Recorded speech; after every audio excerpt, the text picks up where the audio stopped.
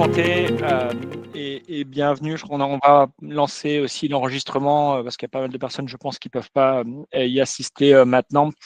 L'idée, c'était aussi de vous présenter pas mal de choses. On est en fin d'année maintenant. Les pipelines parfois grossissent et surtout l'année doit closer. Et c'est important pour nous aussi de présenter comment on peut passer de la donnée brute à la signature et améliorer encore une fois ces taux de conversion.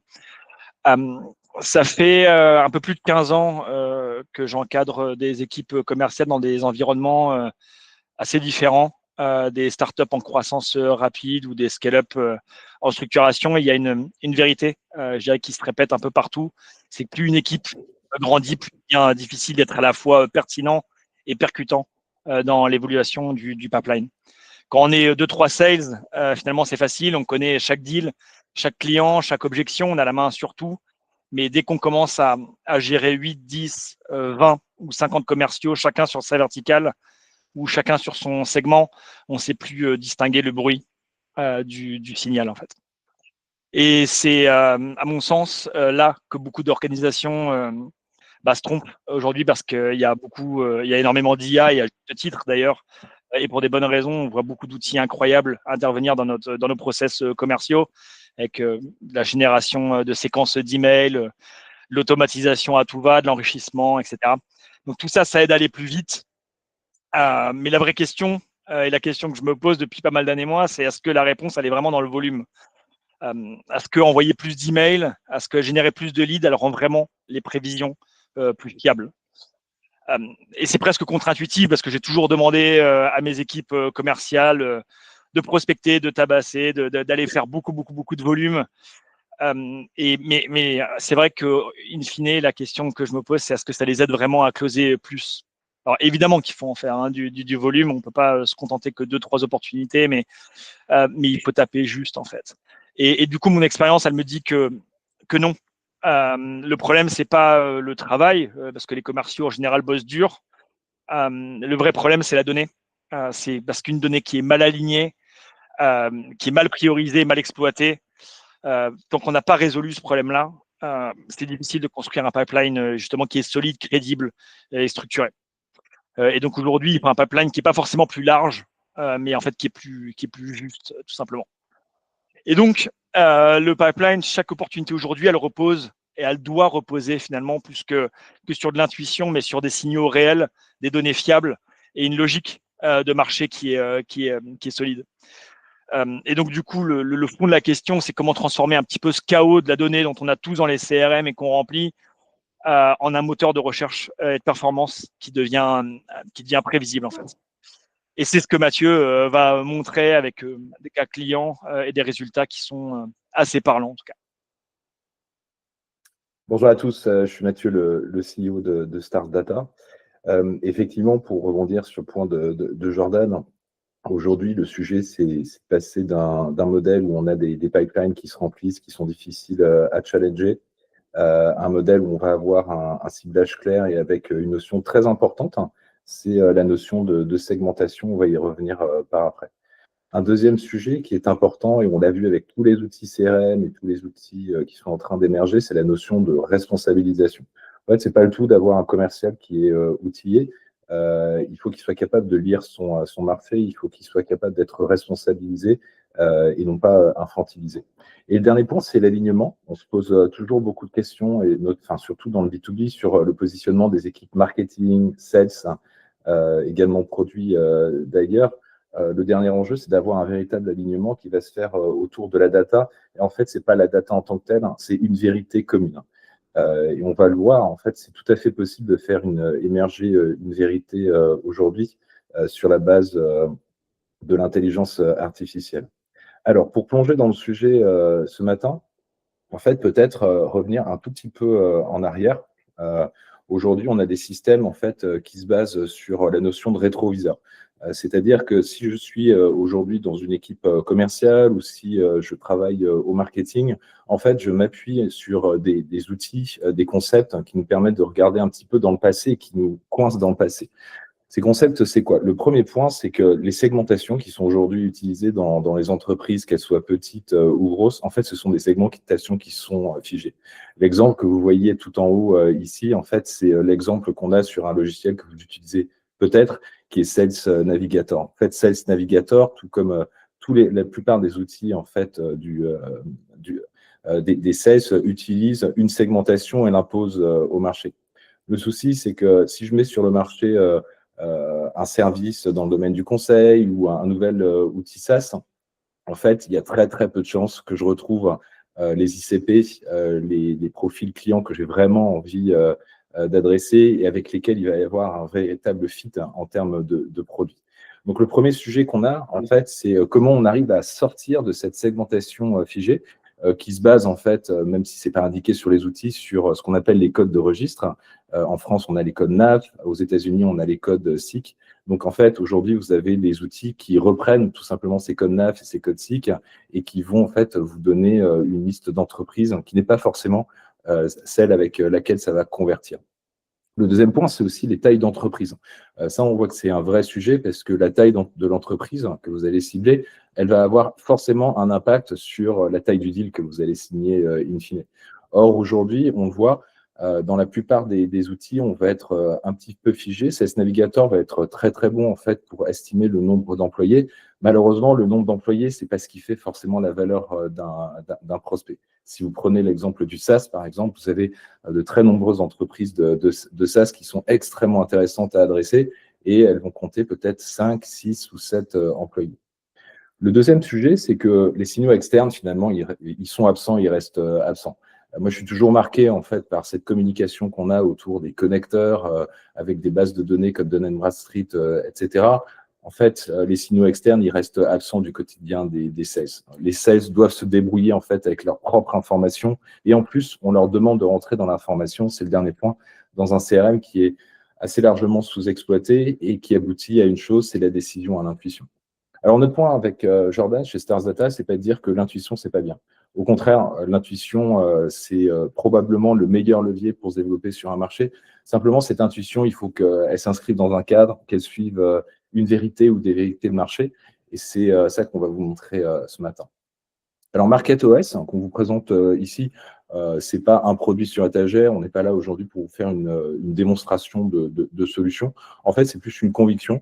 On a la conviction chez Stars Attack qu'il faut passer d'une notion de stack d'outils, on n'arrête pas de parler de la stack, en fait, des sales, etc., à un système qui apprend en continu. Derrière, oui, il y a de la technologie, il y a des outils, on pourra en parler ce matin, mais c'est passé à un modèle où on a un système qui va être capable d'apprendre en continu et qui va alimenter le pipeline intelligemment avec les sales, avec une vision de marché qui est actualisée. Comment on fait ça? Il y a 4 composants qu'on va vous illustrer ce matin.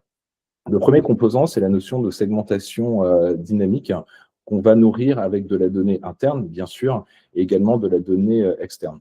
Une segmentation dynamique, c'est une segmentation qui permet de voir votre marché comme vous avez envie de le voir et qui vous permet de savoir où est-ce qu'il faut se positionner, où est-ce qu'il faut peut-être éviter de se positionner si on veut convertir et bien vendre. Le deuxième point, c'est la notion de signaux externes. C'est une notion qui existe depuis longtemps. Il y a énormément de bases de données qui existent sur le marché. On essaie dans ce système de voir comment, avec l'intelligence artificielle, on peut revoir la manière de définir ces signaux externes et définir des indicateurs qui ont vraiment du sens par rapport aux produits que vous commercialisez. Les 2 derniers points, ils sont importants et ils sont centraux, c'est la notion de target list. In fine, quand on challenge un commercial, en fait, on va le challenger sur la base d'un pipeline qui est en réalité une liste. Le pipeline, il peut prendre des formes très différentes parce qu'on ne traque pas du tout l'avancement dans la relation commerciale d'un secteur à un autre, d'un sales à un autre, d'une organisation à une autre. Mais in fine, ce qui fait foi, c'est la target list. Donc là, on va voir ensemble comment on fait pour produire des target lists qui sont enrichis, qu'on peut générer aussi automatiquement, mais pas que, et avec un vrai système de scoring de compte. Et dernier point, c'est la notion d'activation et de feedback. Ces approches-là, il faut arriver à démontrer qu'elles fonctionnent dans une organisation. Et la conduite du changement, ce n'est pas un vain mot, c'est quelque chose qui a peut-être été un peu négligé en fait ces 10 dernières années avec les outils CRM. Nous, on a une conviction là-dessus sur le fait que les sales en fait doivent être au centre du jeu. Alors, comme le disait Jordan, ce matin, on va vous partager un exemple. C'est un cas concret. C'est vrai qu'on est assez présent sur cette industrie en ce moment. Donc, c'est un acteur européen du cloud. Son contexte, c'est quoi? C'est qu'il est, il est très présent en fait dans un pays. Il a des assises forts avec une belle équipe et il souhaite aujourd'hui se développer en Europe, accroître son footprint. Donc, il recrute des sales qui arrivent au fil de l'eau, qu'il faut former sur les nouveaux produits, qu'il faut aussi retenir parce qu'un sales qui s'en va au bout de 6 mois, c'est une énorme opportunité perdue. Et puis, le dernier point en termes de contexte, c'est qu'il a beaucoup, beaucoup de références produits. Un portefeuille produit qui est assez complexe, qui est complexe à suivre pour les sales et aussi qui est complexe à suivre pour les nouvelles recrues, parce qu'il faut se former en fait à tout ce portefeuille produit et être capable de rebondir au bon moment avec les clients le long du cycle de vie. Le dernier point, c'est que c'est un acteur qui couvre 9 secteurs d'activité, alors qui est présent sur 9 écosystèmes à la base. Et donc, c'est ça sa maille de départ. Donc, ce point important, en fait, il est présent sur 9 secteurs et il a réussi à construire un début de centre d'expertise, en fait, sur chacun des 9 secteurs au sein de son équipe. Alors, c'est quoi ces objectifs? Ils ne sont pas très originaux, ces objectifs. Le premier, c'est de croître, en fait, sur des segments à fort potentiel ou des pays à fort potentiel. La tendance, quand on regarde les études du Gartner, qui est l'acteur de référence sur la tech et le marché du cloud, en fait, c'est de suivre la courbe du marché. Donc, un marché qui va croître à 20% ou 25% en fonction des pays.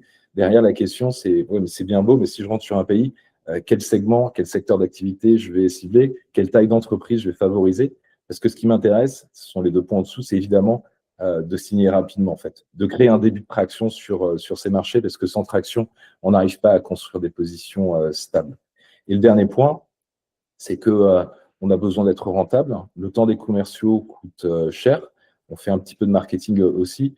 Et la volonté, c'est d'aller chercher des montants de contrats annuels, donc des ACV qui vont être supérieurs à 100 000 euros par an. Ce qui est en fait un axe assez fort sur le marché, puisqu'on a une grosse frange du marché qui va être plutôt sur des dépenses de quelques milliers d'euros par mois ou de quelques centaines d'euros par mois.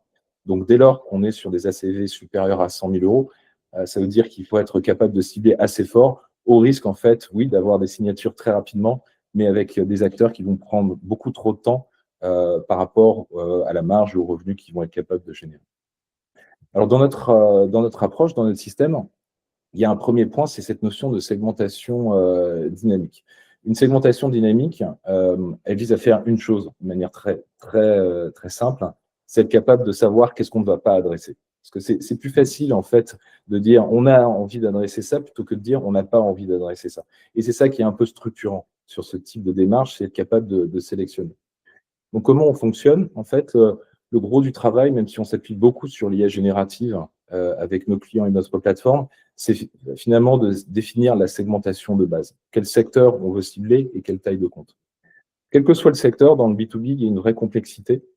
En fait, c'est définir comment on a envie de se positionner sur le marché. Si vous prenez le marché du cloud, typiquement, on est sur un marché où les acteurs du SaaS, les acteurs technologiques vont avoir un poids relativement important. Donc là, avec cet acteur, on a défini une segmentation où on a 35 secteurs d'activité qui s'appliquent quels que soient les pays. Pour chaque secteur d'activité, ce qu'on fait, c'est qu'on a un nom du secteur et on a aussi un descriptif. J'y reviendrai après, mais ça permet d'une part au sales de savoir de quoi on parle, de savoir quel type de compte va se positionner sur le secteur de la blockchain, par exemple. Et puis nous, en fait, ça nous permet d'éduquer notre plateforme pour être sûr que les informations qu'on va retransmettre par la suite correspondent vraiment au secteur de la fintech et correspondent vraiment aux acteurs de la blockchain, mettons, si on s'intéresse à ça. Dernier point, c'est pour revenir à la situation de départ, finalement, le point de départ sur cette sélection, c'est la notion de taille de compte. Ici, vous le voyez, on a 6 tailles de compte qui permettent d'embrasser en fait l'ensemble des pays, y compris les marchés comme les États-Unis, où vous allez retrouver de très nombreuses grosses entreprises. Donc, on définit 10 tailles en fait standards de compte. Par contre, on n'a pas une définition standard. Si vous voulez, aujourd'hui, si vous regardez en fait la plupart des bases, elles vont imposer en fait une norme. Donc, je vais segmenter la taille des comptes en fonction du chiffre d'affaires ou je vais segmenter les comptes en fonction du nombre d'employés sur ce compte.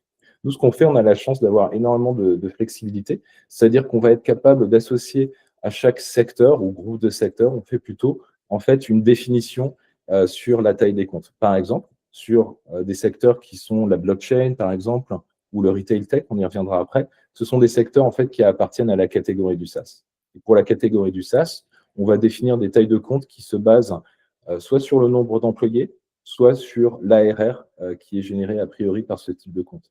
À l'extrême, si je prends le secteur public, on va retrouver les ONG typiquement. Là, on va plutôt raisonner en fonction du nombre de personnes qui sont adressées par ces organisations, le nombre de citoyens qui vont être adressés par un ministère ou une agence ou autre.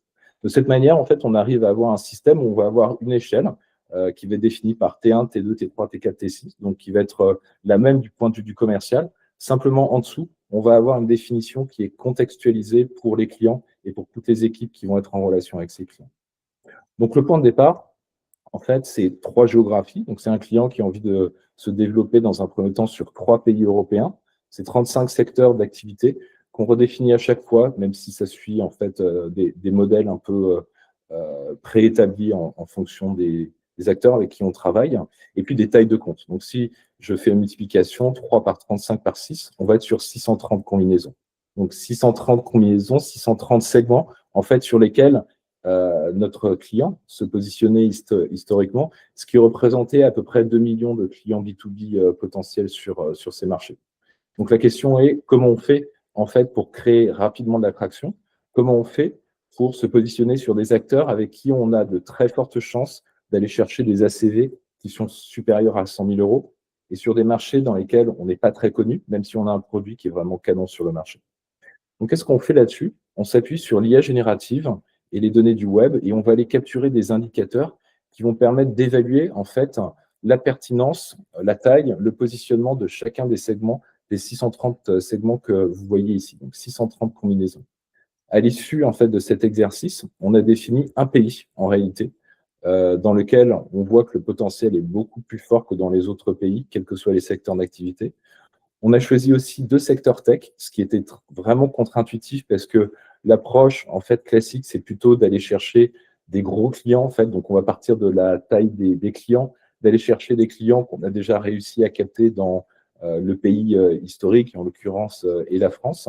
Et on a choisi de se positionner en fait sur trois tailles d'entreprises, donc T3, T4, T5, qui correspondent globalement aux entreprises de taille intermédiaire. Donc ça, c'est la base de départ du travail de market pruning qui permet en fait de savoir sur quoi on se focalise et sur quoi on ne se focalise pas. Très concrètement, pour vous donner un peu de visibilité sur ce qu'on utilise et ce qu'on a utilisé dans le cadre de ce client, donc ici, vous allez retrouver 2 catégories d'indicateurs qu'on va alimenter pour chaque segment de marché. Donc ça veut dire 630 segments, un secteur d'activité, une taille d'entreprise, un pays. Et on va aller chercher en fait, grâce à notre plateforme, le nombre de comptes estimés. Ça, c'est très intéressant parce que déjà, ça permet de savoir combien de comptes il va falloir adresser sur un marché. Sachant qu'un marché qui a énormément de comptes n'est pas forcément un marché qu'on a envie de cibler parce que finalement, en fait, le chiffre d'affaires qu'on va pouvoir générer sur ces comptes va être trop faible en regard du temps qu'on passe pour aller chercher ces comptes. Donc en bleu, ici, vous retrouvez des indicateurs qui sont plutôt des indicateurs que tout le monde en fait a envie de capter. C'est-à-dire que si je me positionne sur le marché du cloud, oui, j'ai envie de savoir combien il y a de comptes, mettons dans la blockchain, dans tel ou tel pays.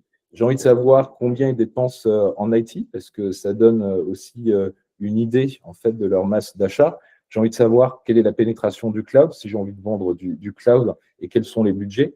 J'ai envie de savoir quels sont les services aussi qui sont utilisés par ces entreprises, parce que si je suis dans la blockchain, je vais plutôt utiliser en général des services un petit peu basiques.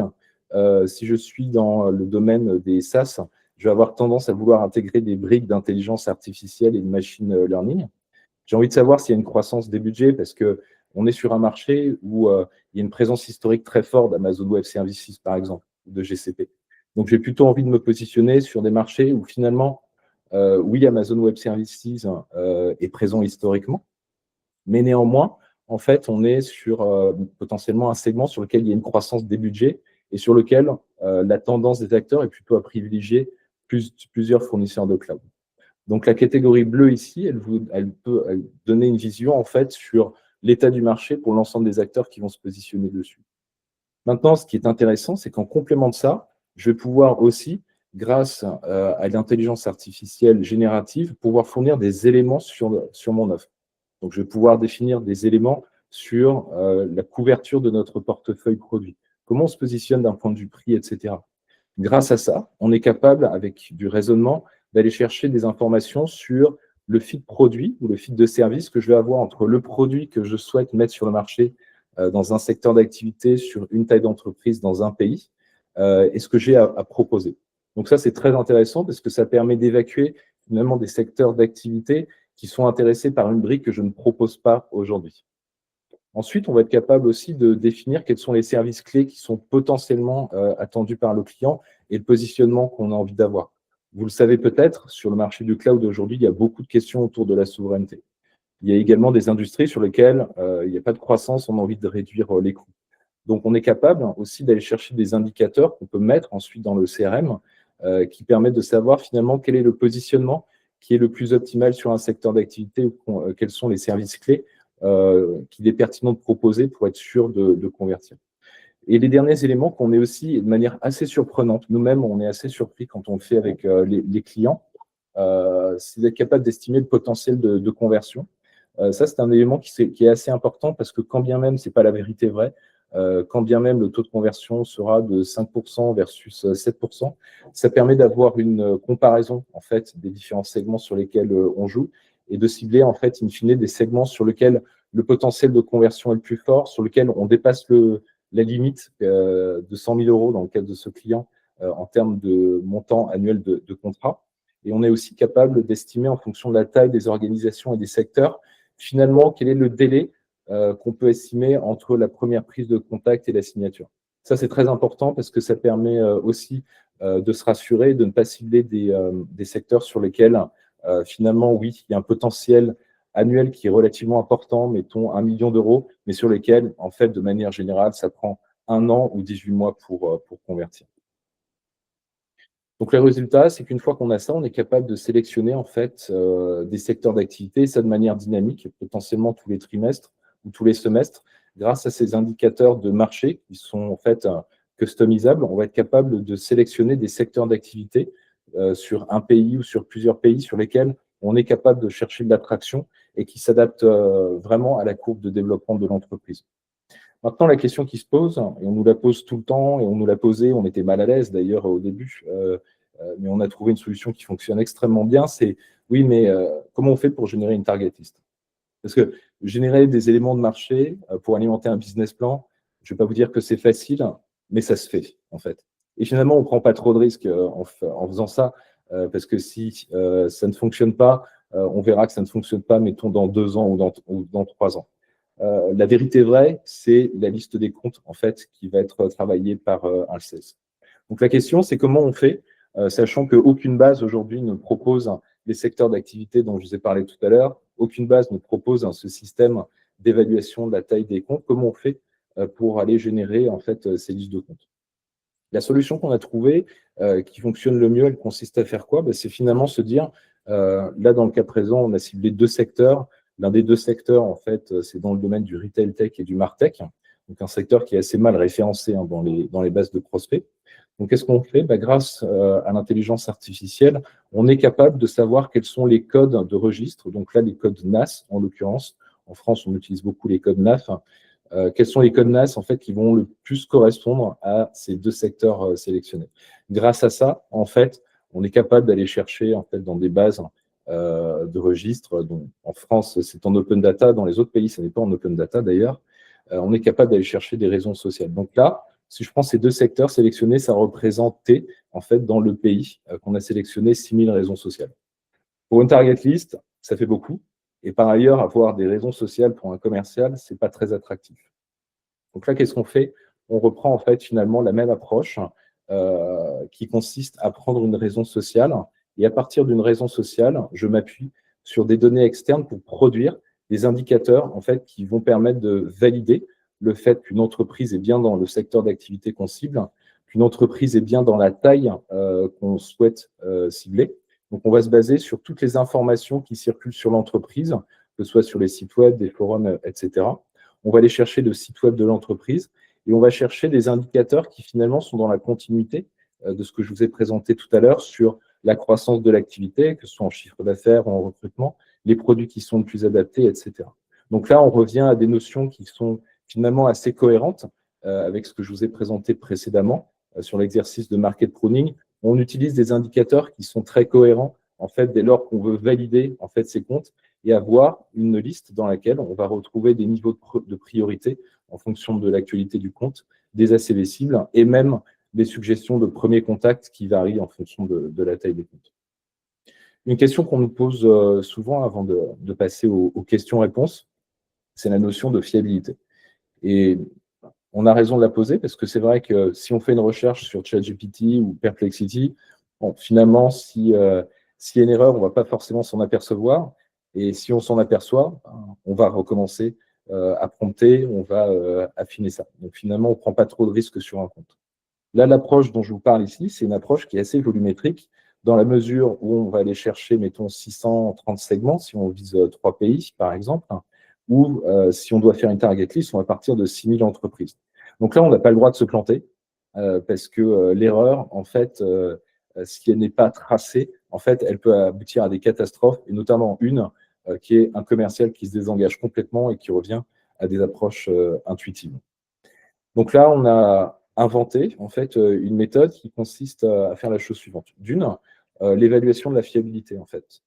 On demande à ce qu'il y ait une évaluation de la fiabilité des informations. Chaque indicateur, il doit être évalué. S'il n'est pas évalué, en fait, vous avez un risque sur le fait que les informations ne sont pas suffisamment fraîches ou qu'elles ne sont pas suffisamment fiables.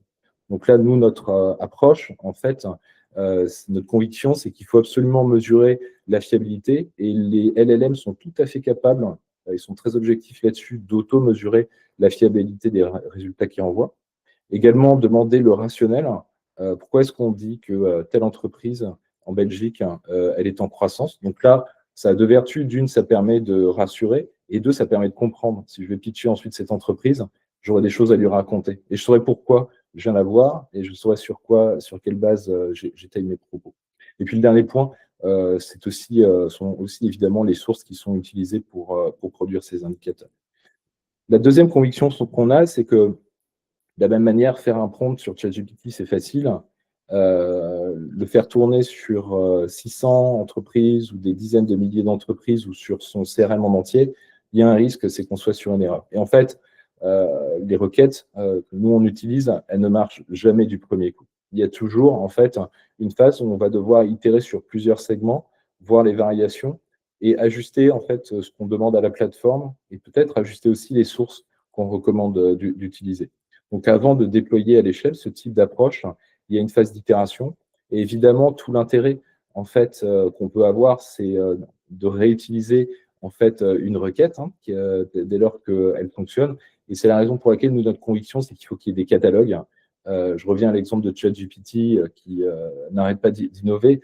En ce moment, en fait, c'est très facile finalement de faire ça soi-même sur son ordinateur. Si on est un peu malin d'un point de vue technologique, si on est un freelance, je pense que c'est tout à fait atteignable.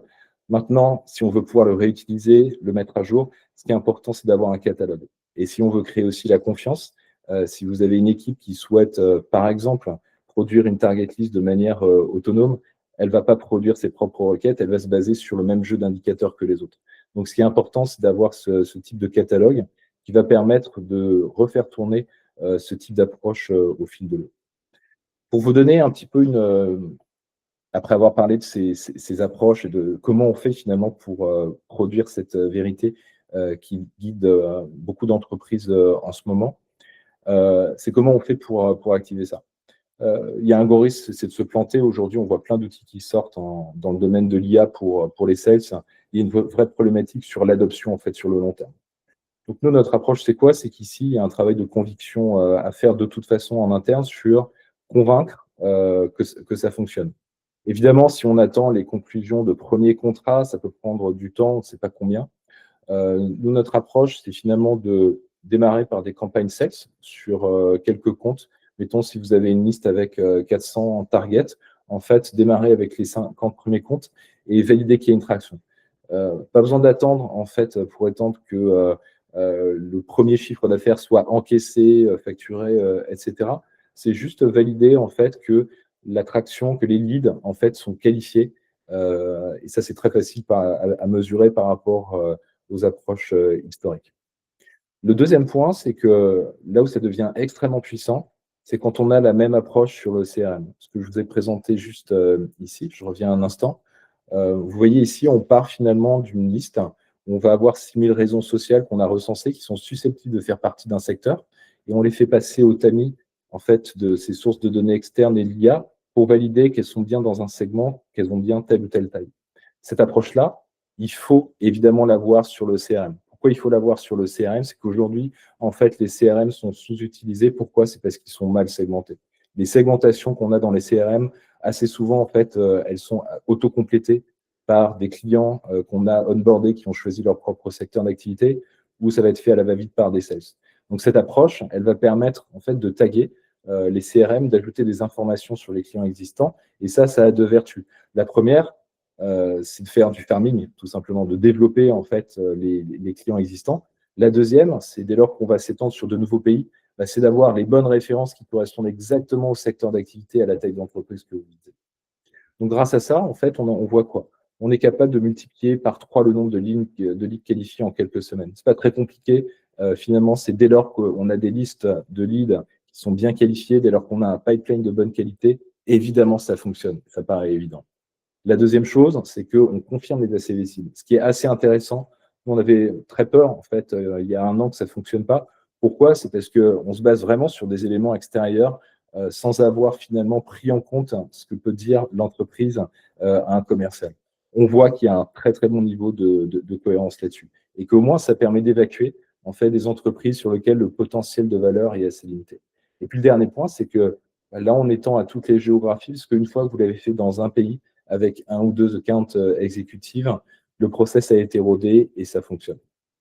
Peut-être, Jordan, tu veux reprendre la main pour présenter en fait ce terme que tout le monde connaît et méconnaît peut-être? Oui, exactement.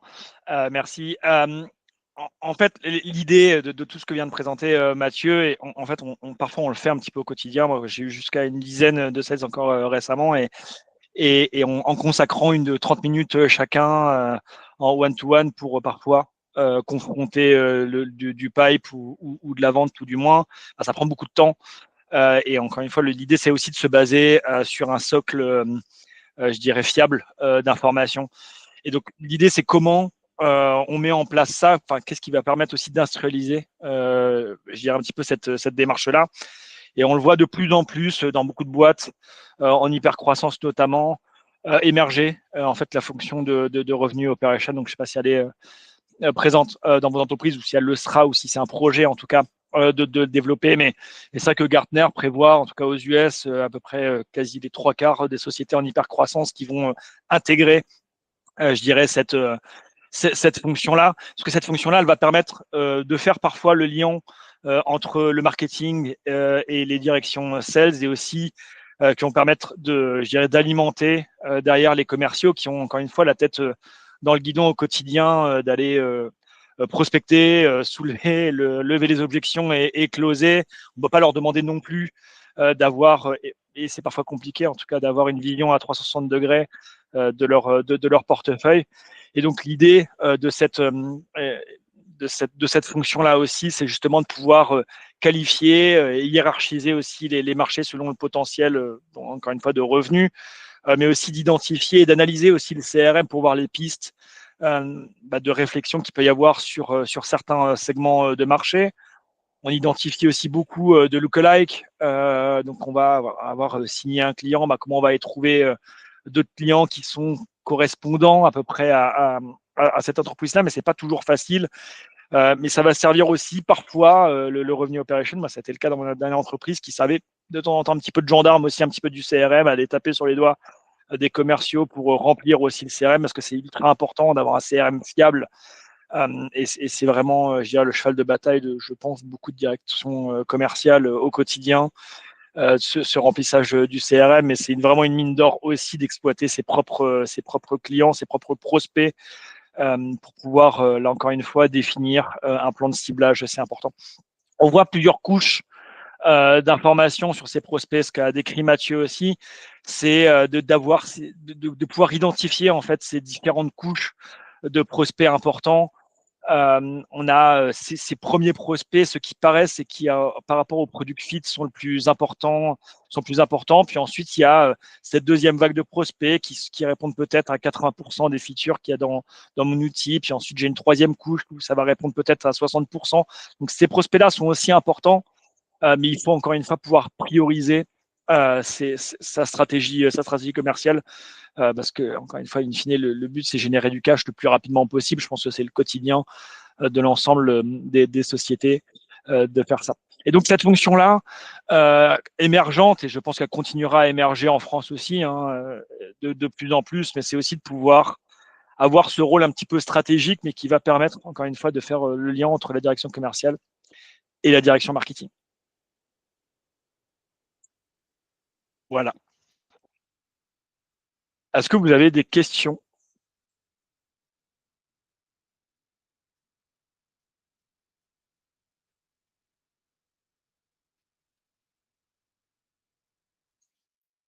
Ou pas? Bonjour Mathieu, bonjour Jordan. Non, pas de questions, mais merci beaucoup pour le webinaire. Avec grand plaisir. L'idée, c'est d'ouvrir encore un petit peu, je dirais, ces chakras un petit peu de la vente, parce qu'on et on arrive là en fin d'année, donc il faut encore une fois closer cette année 2025, mais aussi c'est le lot de toutes les équipes commerciales, mais de se replonger très très vite dans une nouvelle année, et en l'occurrence 2026, avec tout ce qui va avec, à savoir la définition des target plans, des target lists, et avoir des ambitions qui sont encore plus importantes sur les années à venir. Oui, bonjour Jordan, Mathieu, bonjour Jordan. Mathieu. Merci à vous. Merci beaucoup. Pas de questions pour ma part. Sur les target lists, c'est parfait. Sur peut-être, y a-t-il des choses sur les contact listes des target lists? C'est un très bon point. En fait, sur les contacts, il y a deux dimensions en fait, à prendre en compte. La première dimension, en fait, c'est le rôle en fait, du contact dans l'entreprise, son positionnement dans l'entreprise. En général, c'est là que le bas blesse, c'est-à-dire qu'on va en fait aller sur des plateformes où on a des listes de contacts avec des noms de personnes, et finalement l'approche va être plutôt de se dire bon bah voilà, on a 4 contacts en fait sur cette entreprise, je vais appeler les 4. Et en fait, la prise de contact et l'ordre de la prise de contact dans une entreprise, elle a un impact énorme sur la suite. C'est-à-dire que si je target le CEO dans un premier temps, en fait, potentiellement, je risque de me griller, en fait. Donc, nous, en fait, notre approche, c'est plutôt de se dire, finalement, sur un segment ou une entreprise spécifique, c'est déjà dans un premier temps, en fait, on va définir le profil du premier contact le plus pertinent. En fait, on va même aller définir la liste en fait des profils dans l'ordre optimal par rapport au code du secteur, etc. Une fois qu'on a ça, en fait, dès lors qu'on a le nom de l'entreprise, le nom de domaine, on va chercher le profil LinkedIn, le numéro de téléphone et le contact mail. Ce qui n'est pas le plus compliqué, en fait. Ce qui est vraiment en fait fondamental, c'est d'aller chercher les bons rôles à prospecter dans les entreprises. Tout à fait. Merci.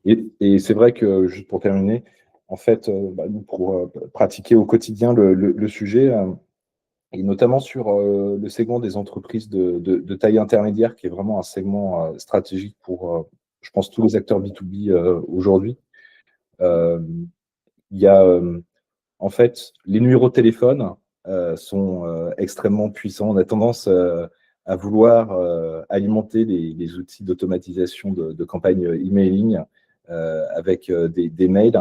Alors, les mails, ça fonctionne. C'est pas si évident de trouver les bons mails. Par contre, ce qui fonctionne extrêmement bien, qui coûte un peu plus cher, mais qui a un très bon retour, c'est le numéro de téléphone, et les SDR et les account exécutifs sont bien meilleurs là-dessus. Donc, notre cours, en fait, c'est d'avoir cette approche très ciblée en fait, sur quelques comptes et en fait, d'optimiser les budgets pour prendre à la fois le mail et le numéro de téléphone. Merci.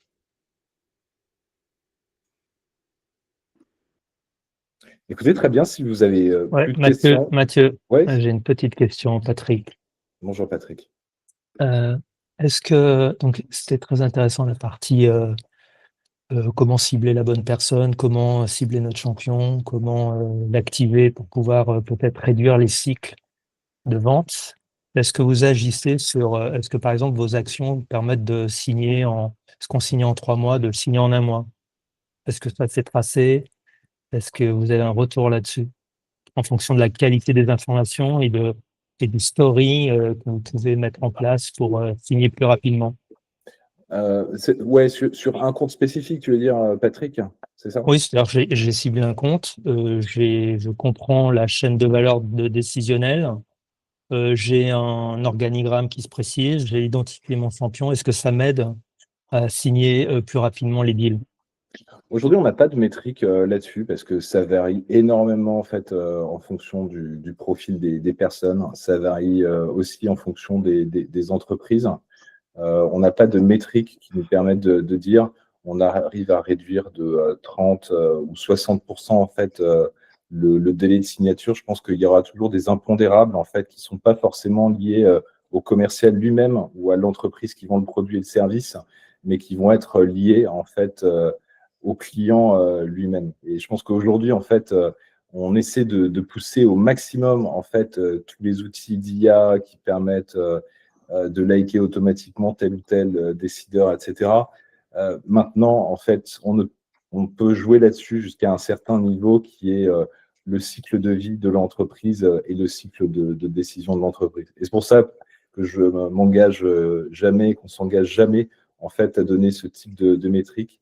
C'est parce que ça dépend aussi énormément du client. Maintenant, toute l'approche qu'on a, c'est justement de cibler des secteurs d'activité ou des comptes en fonction justement de ces délais de signature qu'on observe. Et si on veut en fait accélérer le time to cash quand on a une organisation commerciale, notre point, c'est pas forcément de dire on va s'équiper d'IA, etc., pour pousser en fait les clients qu'on a dans le pipe à signer plus vite. En fait, c'est de cibler des clients qui intrinsèquement signent plus vite que les autres.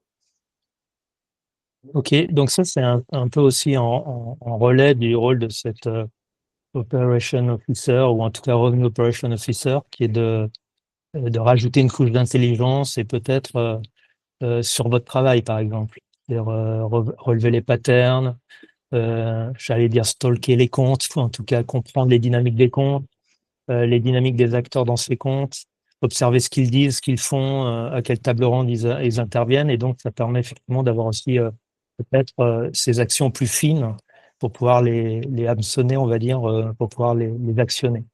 Ouais, OK.